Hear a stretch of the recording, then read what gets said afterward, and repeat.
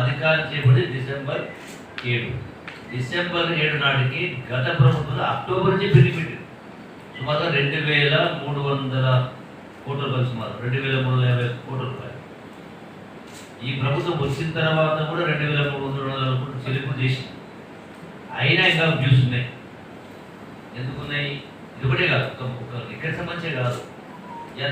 ఈ ప్రభుత్వం అధికారంకి వచ్చే నాటికి గత ప్రభుత్వం 40,000 కోట్ల రూపాయల బకాయిలు పెట్టింది అన్ని డిపార్ట్మెంట్ కలిసి. అందులో ఇది కూడా ఇది కారణం ఎవరు?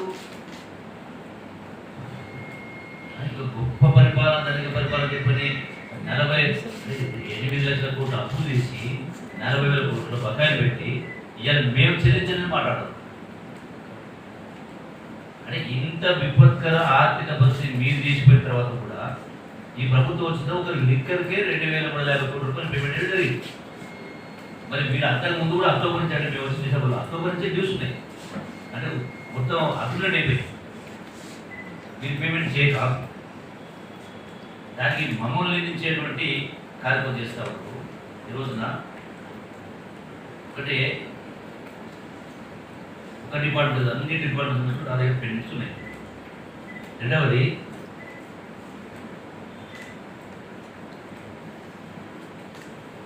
అసలు మీకెందుకు కడుపుమంట చెల్లింపులు కొన్ని ఆగినాయి, సేల్స్ తగ్గినాయి అనుకో, అంటే మీరే మనమే మాట్లాడాం కదా. తగ్గడం వల్ల నష్టం ఎవరికి? ప్రజలకు నష్టమా? ప్రజలకు నష్టం అవుతుందా? ఎక్కడ కూడా రెస్ట్రిక్షన్స్ అని లేవు. ఏ బ్రాండ్కి సంబంధించిన, ఎక్కడ బ్రాండ్కి సంబంధించిన ఇక్కడ కూడా రసగుల్లాలు పొరపాట్లు లేవు. అసలు పాలసీ ట్రాక్ ఆంధ్రప్రదేశ్లో పాలసీ ఉంది, తెలంగాణ పాలసీ ఉంది. మేము ఏపీ పాలసీ తీసుకుని చెప్పలేదే, అసలు టాపికే లేదు, చర్చనే లేదే. మీరందరూ మీరు ఊహించుకొని ఇటువంటి ఎందుకు రాజకీయాలు చేస్తూ ఉన్నారు? రెండవది, ఎంత పారదర్శకం చేస్తామంటే గతంలో ఒక ట్రాన్స్ఫర్ ఇష్యూ తీసుకున్నాం, టోటల్ ట్రాన్స్పరెంట్. గతంలో ఎప్పుడు జరగలేదు. పైరవీలు చేస్తే తప్ప ముడుపు చెల్లిస్తే తప్ప పోస్టింగ్స్ రాలే. అటువంటిది మేము టోటల్గా ఫోకల్ ఉన్న వాళ్ళందరూ తీసుకుపోయి నాన్ ఫోకల్ పడేసి దగ్గర కూడా నాన్ ఫోకల్ వాళ్ళు ఎవరు పైరవి చెప్పి అడగాల్సిన అవసరం లేకుండా వాళ్ళు ఆశ్చర్యపోయింది. అంటే వాళ్ళు పైరవి చెప్పి పోసుకొచ్చినాయి. అంటే ఇంత పారదర్శకంగా చేస్తే కూడా ఈ విధంగా ఇటువంటి నిందలేసే కార్యక్రమం చేస్తూ ఉంది. మరి ఎవరి ఈ పత్రిక? బాకా ఉండే పత్రిక, రాష్ట్రపతి ఉంది, బీఆర్ఎస్ పార్టీకి బాకా ఉండే పత్రిక. అసలు 5,000 కోట్ల రూపాయలు, అసలు సంవత్సరం మొత్తం కలిసి మీద 5,000 కోట్లు. అది కూడా జూపల్లి కృష్ణరావు ఉండగా, మంత్రి ఉండగా, నేను మంత్రి ఉండగా ఇప్పుడు తప్పక అవకాశం ఉంటుందా? గతంలో ఇప్పుడు ఉండిందా? జైట్లో కానీ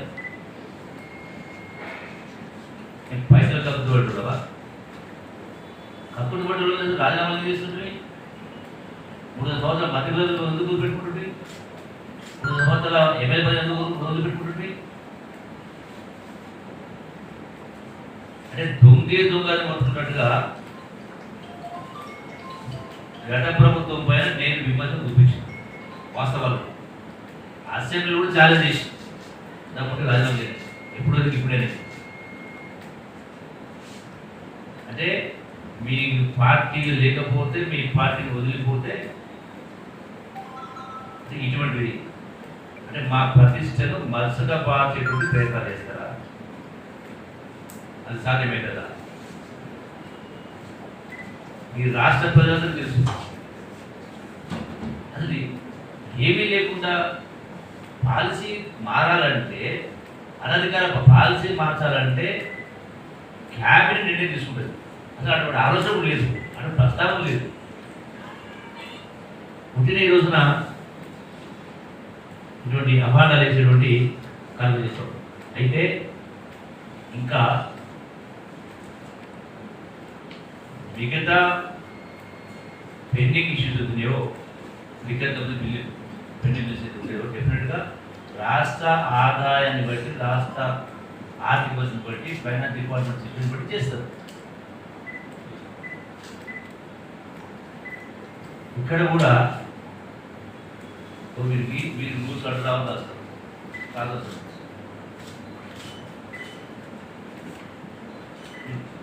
టోటల్గా తీసుకోవడం ఇష్టం మీరు గతంలో ఎప్పుడైనా ఈ ప్రకారం జరిగిన అపోజిట్ 8 సంవత్సరాలు భయపడేవాళ్ళు ఇంకా కొంత ఉండదు.